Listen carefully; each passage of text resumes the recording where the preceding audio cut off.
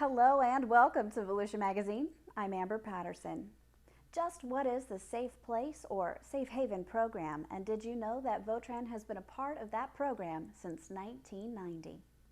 Later in the show, find out how you can avoid becoming a rip current victim with health reporter Stephanie Strong.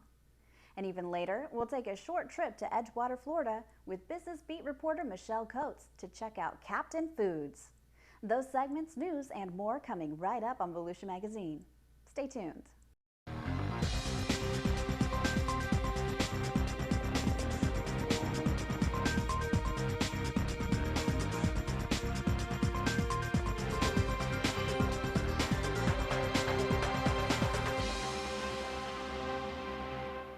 When we talk about Votran bus safety, we think of the operators as being safe drivers, and they are. But the buses themselves are a safe place or a safe haven. Safe Place is a nationally recognized program that provides access to immediate help and supportive resources for all young people in crisis through a network of sites sustained by qualified agencies. Votran has been a part of the National Safe Place program since 1990. Every Votran bus displays the Safe Place sign, identifying it to children as a place they can go for help, a place they can be protected. Each one of Votran's vehicles and facilities is considered a safe place, and you'll be able to recognize the Safe Place program and the Safe Place locations by the decals that we place on the vehicles or that we place on the doors of the facilities. All Votran drivers have a direct line to professionals trained in crisis counseling. Votran operators do not provide counseling. They provide a safe haven until those in need can be connected with someone who can help.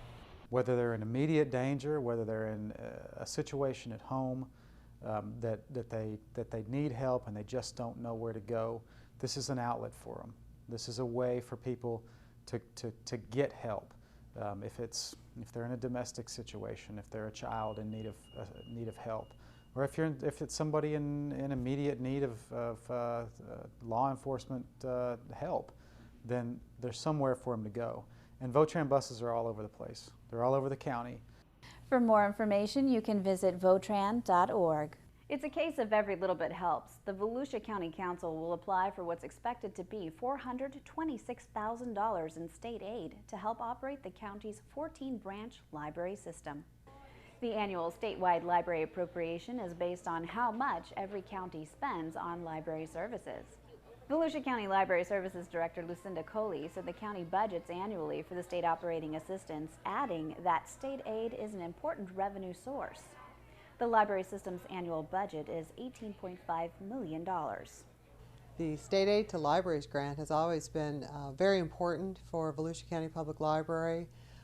We have traditionally used that funding to put into our materials buying, and especially with the tight budget that we've had for the past several years, it has allowed us to continue to move forward. It's been that added money that we've needed to buy electronic books and audio books, add online databases and so forth to continue moving forward with our materials that people are looking for. And if you haven't visited your nearest library recently, library card holders can access library services from their computer, tablet, or smartphone. You can search for materials by branch and access quick reservation lists of new fiction, DVD, or audiobook titles. You can also go online to reserve items, change contact information, check your financial history, and request email notification when a library adds materials by a favorite author or about a particular subject. Coley said technology is a very big part of the county's delivery of library services. Technology really allows our library staff to do what they do best, and that's connect our residents with resources. And with technology, that's our online resources, our downloadable resources, training. You know, in this current day and age, knowledge of technology is valuable to all of our residents, and we are able to provide that through our training programs, through our assistance at the reference desk, and you know, with more and more e-government demands that everyone be able to have access to a computer. We don't see the need for technology in the libraries diminishing in any way. It just continues to be a valuable part of our everyday operation. The library system accommodates 3.3 million visitors a year. The county library system has a full-time staff of 187 with more than 4,600 friends. For more information about Volusia County Public Library System, you can visit volusialibrary.org. Passengers going through the Daytona Beach International Airport will have a place to buy their last-minute gifts or maybe a memento for themselves at the new Daytona Beach International Airport gift shop. The Volusia County Council and Daytona Beach International Airport officials were on hand recently to mark the grand opening of a new business tenant on the concourse at Daytona Beach International Airport. Called Daytona News Now by Faber, Co. and Greg of Florida Incorporated, the shop is a new destination for Daytona Beach International Airport travelers. The shop caters to travelers who have passed the security checkpoint and would like to shop while they wait to board their flights. The shop offers more than 150 magazine titles, a customized assortment of local favorites, and nationally recognized brands, giving each customer a sense of our area. The shop is great, as you can see right behind me. Passengers love it, and we're very encouraged that they're here and in this location. As you know, people tend to go beyond security very quickly now, and they tend to spend more time out here on the concourse. And so we think this facility is going to be great for the public, it's great for us, and it's great for Daytona Beach International Airport. This is the first gift shop opening on the concourse at Daytona Beach International Airport by Faber, Co. and Greg, a company that's been in business since 1848. Faber operates 17 airport locations serving over 16 million travelers annually. Faber also provides retail services at 15 operating train locations, including Auto Train, Amtrak, and New Jersey Transit, as well as a number of hotel retail operations. Primarily, it's, we've got food, beverage. Beverage is always your big department. And out of that beverage, probably half your sales are water. And then we have your salty snacks and your sweet snacks. And then in there we also have your electronics, HBA items, if you need that in an emergency, combined with your apparel, your hard and your soft line goods. You can find out more by visiting flydaytonafirst.com.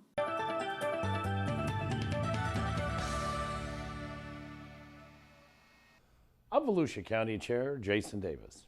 The University of Central Florida is running a very successful business incubator at Daytona Beach International Airport in partnership with Volusia County. The UCF Business Incubation Program is a collaboration and economic development between UCF and the Florida High-Tech Corridor Council, which links startup companies with experienced professionals and provides access to educational programs that lead them to business success. The goal of the incubation program is to offer a supportive environment to inspire the entrepreneurial spirit, accelerate business growth, and create local employment opportunities. For more information, visit www.incubator.ucf.edu. Let's march on over to the Business Beat with correspondent Michelle Coates as she takes us on a field trip to Edgewater to look at Captain Foods Incorporated.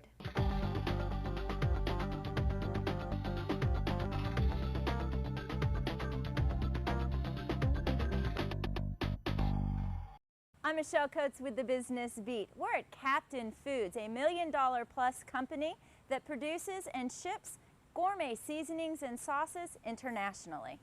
Captain Foods Inc. was established in 1994 by Douglas and Catherine Feint in Edgewater, Florida. What began as culinary creations in their family-owned restaurant has grown into a national brand sold in the United States through department stores, retail grocery, and gourmet markets. We spoke with the captain, formerly known as Doug Feint, CEO of Captain Foods. We have a very niche, unique market where we not only sell our own brand names of Captain Redbeards, Shark Bite hot sauces, and our Captain Redbeard line of barbecue sauces, seasoning blends. We also do quite a bit of private label for restaurants, food service, department stores, mom and pop grocery, seafood markets. Captain Foods produces more than 30 flavor profiles of sauces, sea salt and black peppercorn grinders, more than 45 specialty seasoning blends, honey, bottled water, and more. We do Bass Pro Shops. They sell our salt and pepper grinders, which they use in the restaurants.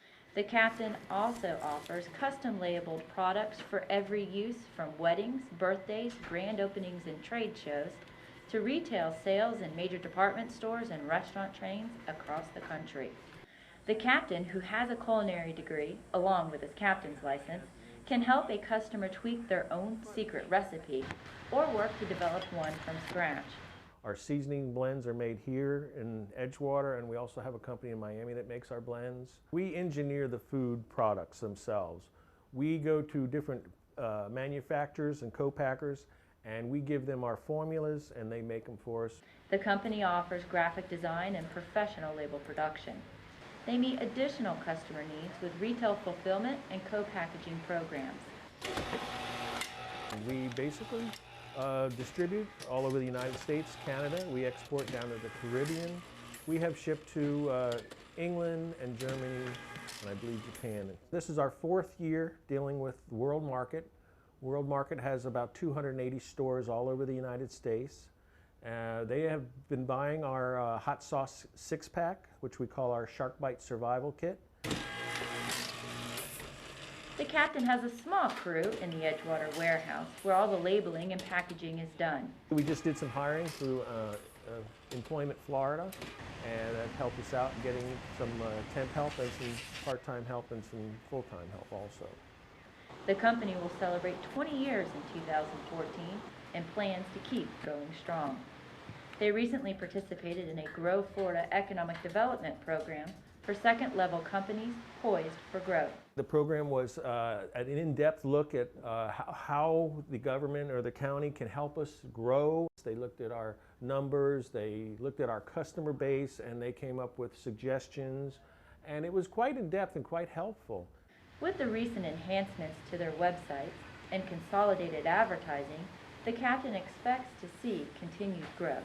We are growing every year. This year we've had a fairly substantial growth. We're basically up about 15 to 20% from last year. Captain Foods is a tasty contributor locally too. Many of the private label condiments at our local restaurants come from the Captain's shop. Check out the next private label gourmet goodie. It may be from the Captain. Thanks for joining us today at Captain Foods. I'm Michelle Coates with the Business Beat. For more information about Captain Foods Incorporated, you can check out their website at captainredbeard.com. According to the Centers for Disease Control and Prevention, rip currents account for over 80% of rescues performed by surf beach lifeguards nationwide.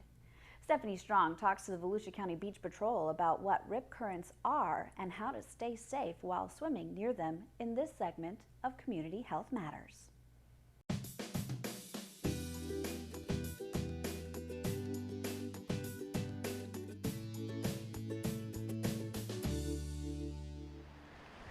Rip currents are powerful, narrow channels of water moving in the offshore direction. They can occur along any coastline with breaking waves, but are prevalent along most U.S. coastlines. One of the most important things when you come to the beach, most important and basic things to remember, is always swim in front of an open lifeguard tower. A rip current pulls swimmers away from the shore into deeper water at speeds of up to 8 feet per second, faster than an Olympic swimmer. They can sweep even the strongest swimmer out to sea, and thus are dangerous to all swimmers. If you find yourself caught in a rip current, it's a current that pulls you into deeper water, it doesn't pull you under, so do not panic. Try to swim out of the current parallel to shore, either left or right. Try not to swim right back into the current. And if you find yourself getting exhausted, just float. Like I said, the rip current will not pull you into it won't pull you under the water, it'll just pull you into deeper water. So you can do not panic and just float, wait for help. Rip currents account for over 80% of rescues performed by surf beach lifeguards nationwide. The United States Life Saving Association estimates that more than 100 people die each year due to rip currents on our nation's beaches. Rip currents can be really hard to spot, so exercise caution if you see the following.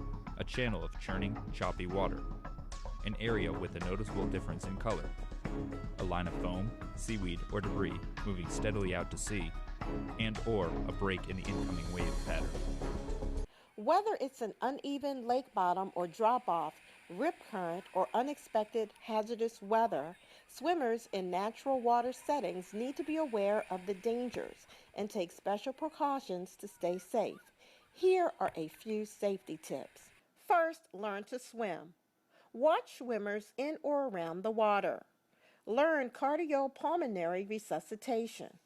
Use buddy systems and lifeguards. And avoid rip currents. For more information, please visit www.cdc.gov. For Volusia Magazine and on behalf of the Florida Department of Health in Volusia County, I'm Public Information Officer Stephanie Strong. And as always, if you have any questions about this or any other health-related issues, you can log on to volusiahealth.com.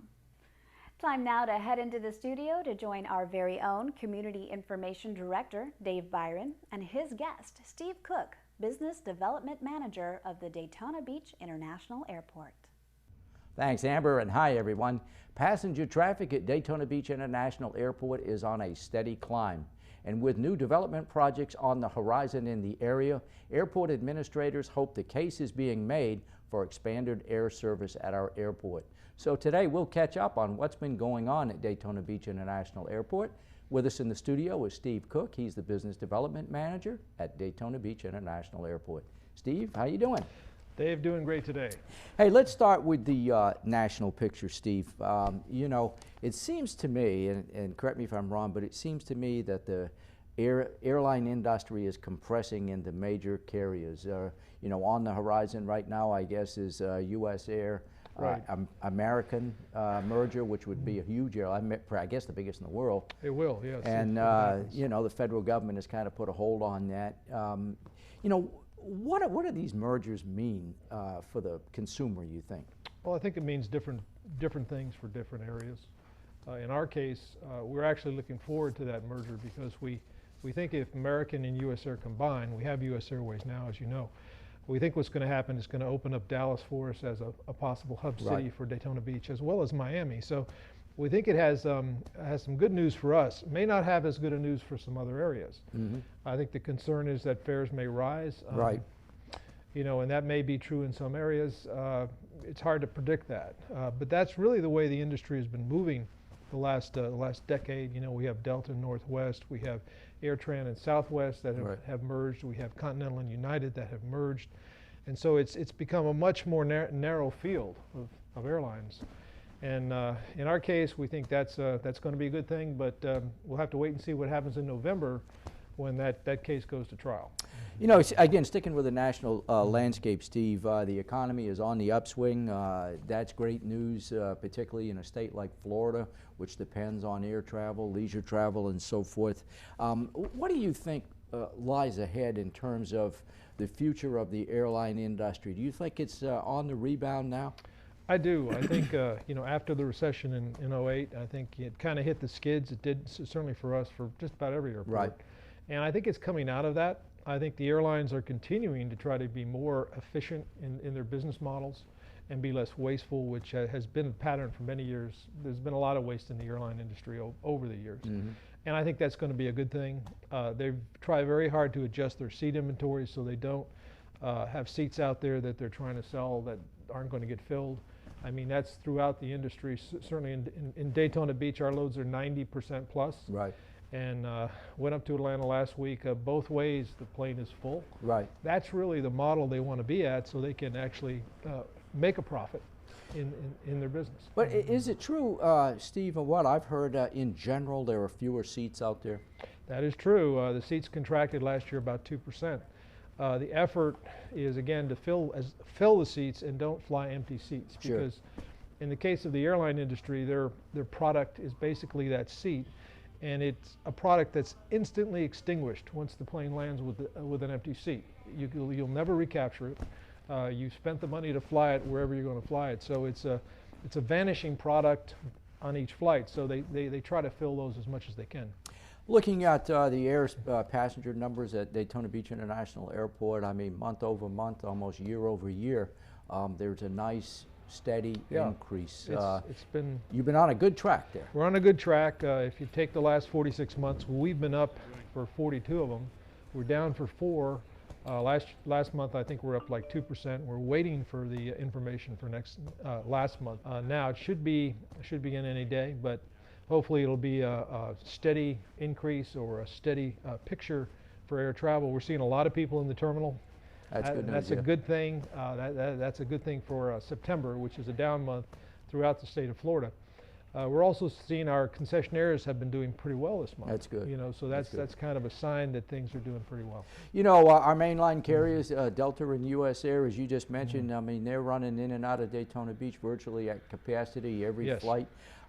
You know, it would seem that would make the case to them and additional air carriers that there's room for growth. Yes, and we actually went up to see Delta, the scheduling chief up there last week, talk about Daytona Beach and talk about, you know, how we're doing. And, you know, it was a good picture. One thing they're probably going to do looking at next year, at the next high season next year, is to utilize some of these Boeing 717s that they acquired from Airtran. And actually, they may have a Boeing 757, and they may substitute 2 frequencies for the Boeing 757. That's a good thing because it's a full-size aircraft. We have two frequencies versus 1, and we have some more seats. So that was encouraging. And so hopefully, I think they're seeing that, you know, the traffic's moving up in Daytona Beach, and they're responding to it. I know that the area has made a full-court press attempt to get JetBlue here. Yes. That's a New York-based carrier, a very nice carrier. Obviously, New York has been a really good destination for Daytona Beach.